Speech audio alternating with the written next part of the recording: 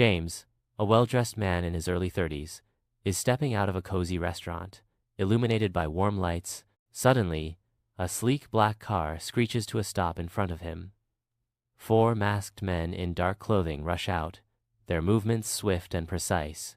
One of them forcefully grabs James, shoving him into the back seat of the vehicle. The car speeds off into the dimly lit city streets, leaving behind only the echo of screeching tires.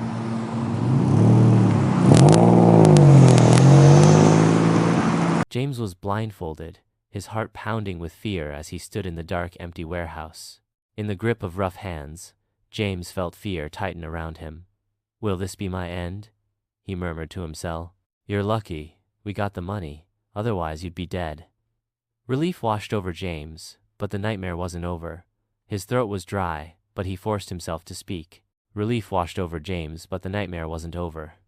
His throat was dry, but he forced himself to speak. "Before I go, can I have 500 from the ransom?" The kidnappers exchanged puzzled glances before one of them scoffed, mocking. $500? For what? James lifted his head. "I promised a friend I'd give him 500 when I got paid." One of them disappeared through a door, then returned with another captive, a bound figure dragged into the light. James's breath caught. James, whispering to himself, Peter, it can't be." His best friend, the man he trusted, the one he wanted to help, he said to himself. "Your friend sold you out. He told us everything about your money. He was even getting a cut." Pain struck deeper than any wound. James clenched his jaw, holding back tears. "If you want justice, shoot him." James gripped the gun, his hands shaking. He searched Peter's face for regret, but found none. Anger burned inside him, but he couldn't do it. He took a deep breath. James trembled, saw no regret in Peter's eyes, only rage and grief. He resisted, then cried, "No, I will not kill him. I will not kill him, but justice must surely come." James refused, but the gun returned.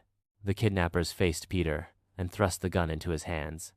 "Since James won't kill you, then you must kill him. He's seen your face, and if he walks free, he'll report you to the police." James fell to his knees, pleading for his life. Peter's fingers tightened on the trigger. Then click, silence. The kidnappers laughed. Peter, realizing the gun was empty, they turned on him, beating him mercilessly. James looked away, not out of mercy, but out of disappointment. Finally, the leader tossed James half the ransom money. "We won't kill Peter, but stay away from him. Some friendships aren't worth saving." James walked away, his heart heavier than the money in his hands. That night, James stood outside his house, hesitating. Inside, his wife, Victoria, and their daughter, Judy, waited. Taking a deep breath, he knocked. The door flew open. Victoria threw herself into his arms, desperation in her voice. "Who did this to you?" she asked, her mind overflowing with questions. James knelt, hugging her tightly. Victoria pulled back, her hands shaking. "Who did this to you?" Victoria asked. Victoria's eyes filled with worry as she stepped closer. "Who did this to you?" she asked. James gripped the crumpled ransom cash tightly and whispered, "Peter." "Victoria, no, not Peter. He was your best friend." James looked at the crumpled ransom money. "James, I thought so too." The next morning, the village buzzed with whispers. When James stepped outside, the elders and neighbors gathered. The elder's voice was calm but firm. "Tell us what happened, son." James recounted everything, his words heavy with truth. Confusion filled the air as they tried to make sense of it all. Man and crowd. Where's Peter now? No one had seen him until 4 days later. A lifeless body was found in the woods.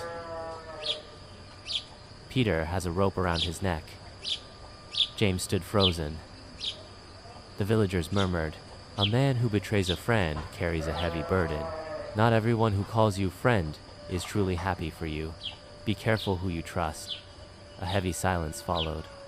Slowly, the villagers nodded, then walked away. James took one last look at Peter before turning toward home, his wife and daughter by his side. He didn't know what the future held, but one thing was certain: he would never trust blindly again. James won't blindly trust again.